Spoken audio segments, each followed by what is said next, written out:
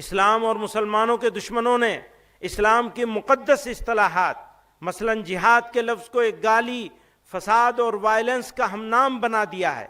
Love जिहाद, land जिहाद, तालीम जिहाद, थूक जिहाद वगैरह जैसे जुमले इस्तेमाल करके मुसलमानों की सख्त दिल आज़ारी और उनके मजहब की तौहीन की जा रही है। अफसोस का मकाम है कि हुकूमत और मीडिया में बैठे जिम्मेदार अफराद भी इस तरह के अल्फाज इस्तेमाल करने में कोई शर्म महसूस नहीं करते और न एक कम्युनिटी की दिल आज़ारी की परवाह करते हैं। परवाह क्या करेंगे?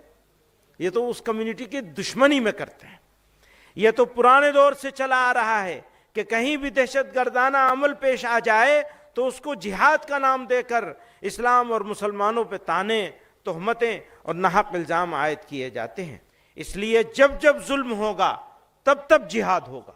मैं इसको दोबारा कहता हूं, जब जब जुल्म होगा तब तब जिहाद होगा। मुर्दा कौमें मुश्किलात में मुब्तला नहीं होती, वो तो सरेंडर कर देती हैं। वो कहेंगे वंदे मातरम पढ़ो तो पढ़ना शुरू कर देंगे। तो ये पहचान होगी मुर्दा कौम होने की। और अगर जिंदा कौम है तो फिर हौसला बुलंद करना पड़ेगा, हालात का मुकाबला करना पड़ेगा।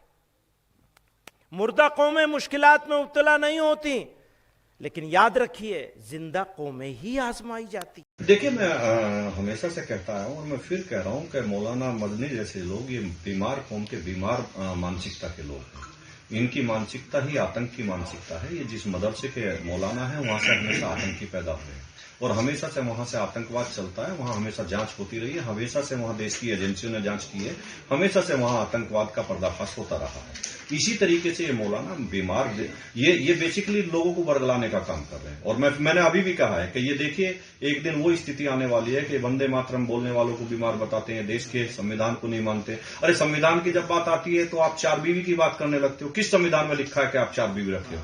तब तो आप सरिया की बात करते हो। आप देश का संविधान नहीं मानते, देश का कोर्ट नहीं मानते, देश का सुप्रीम कोर्ट नहीं मानते।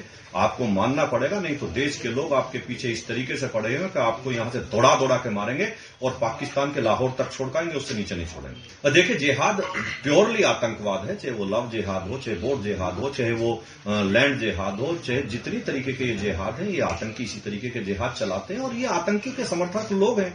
इनकी जांच होगी तो ये आतंकियों के घर में इनके पजम्मे रखे मिलेंगे, आप देख लेना। मैं बल्कि ये कहूंगी कि भारत के मुसलमान सबसे सुरक्षित है पूरे विश्व में। आज एक प्रोवोकेशन नहीं, आपको मिसलीड नहीं करना चाहिए आपके कम्युनिटी को। जिहादी मौलाना ने जो यहाँ के भोपाल की धरती पर जो बयान दिया है, उसने कहा है कि जिहाद जब तक जुल्म होगा तब तक जिहाद होगा।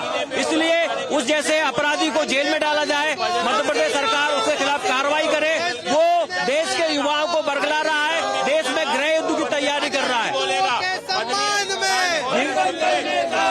मांग है कि उसके खिलाफ कानूनी कार्रवाई की जाए, एनएसए की कार्रवाई कर तो जेल में डाला जाए। मौलाना मदनी जिहाद के नाम पे भारत में हिंसा फैलाने का प्रयास कर रहे हैं।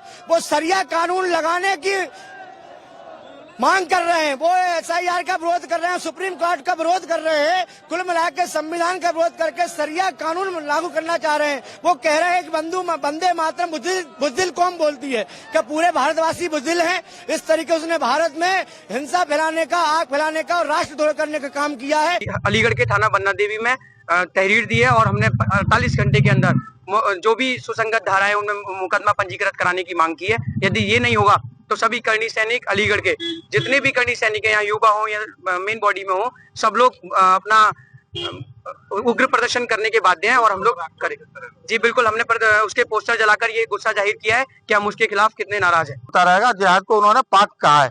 अगर उनकी नजर में जिहाद पाक है तो ऐसे जिहाद को हम लात मारते हैं और ऐसे बोलने वालों के मुंह पर भी हम लोग लात मारते हैं।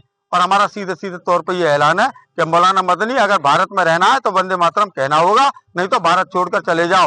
जिस दिन अलीगढ़ के अंदर अगर मौलाना मदनी प्रवेश कर गए और हमारे हाथ लग गए तो उस दिन मौलाना मदनी अलीगढ़ तक भारत में भी रहने के लायक नहीं होंगे। इस तरह की जो लोग सोच के जरिए जो है वो हमारे देश के जो समावेशी सोच है, सह अस्तित्व की सोच है, जिस सोच के साथ हमारा देश जो है वो दुनिया के सर्वश्रेष्ठ देशों में आगे माना जा रहा है, आगे बढ़ रहा है। दुनिया के सारे धर्मावलंबी हमारे देश में रहते हैं और उनको सभी धर्मावलंबियों को उनके सामाजिक, आर्थिक, शैक्षणिक, धार्मिक अधिकार सुरक्षित हैं। आप इन तमाम चीजों पर जो है वो सांप्रदायिक वार और प्रहार के जरिए जो है वो इस तरह के जो जिहादी जिले इलाही हैं उनकी जो जहरीली जो जुनून और गुरूर है वो चकनाचूर होगा। सबका साथ, सबका विकास, सबके विश्वास के रास्ते पर देश आगे बढ़ रहा है और मौलाना महमूद मदनी कह रहे हैं जुल्म होगा तो जिहाद होगा, और अदलिया पे सवाल उठा रहे हैं, सुप्रीम कोर्ट को सुप्रीम मानने को तैयार नहीं है। ये किस तरह का बयान है? उनको अपने बयान के लिए माफी मांगनी चाहिए। आप न्यायिक ढांचे पर प्रहार करके कहीं ना कहीं अराजकता का माहौल देश में उत्पन्न करना चाह रहे हैं।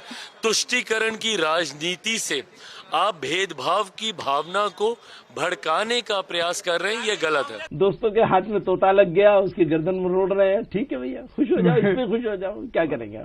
तो अभी आपको अपने किसी बयान पे कोई सफाई नहीं देनी है? कोई सफाई नहीं देनी है, कोई चेंज नहीं करना है, कोई चेंज नहीं करना है, चाहे वो कंटेम्प्ट ऑफ कोर्ट जैसी चीज हो। हाँ, मैं तैयार है, बिल्कुल खुशी से तैयार है। मेरा सौभाग्य होगा अगर कुछ इसमें कुछ हो, आप दोस्तों को कहिए कि मैं मुझको सौभाग्यशाली बनाना है, मैं तैयार हूँ, मुझे कुछ फर्क नहीं है, क्योंकि मैं गलत नहीं हूँ अपनी जगह। हाँ, आप ये बता दीजिए कि देखो ये जुमला गलत है, इसको ऐसे नहीं ऐसे कहना चाहिए था, मैं तैयार हूँ।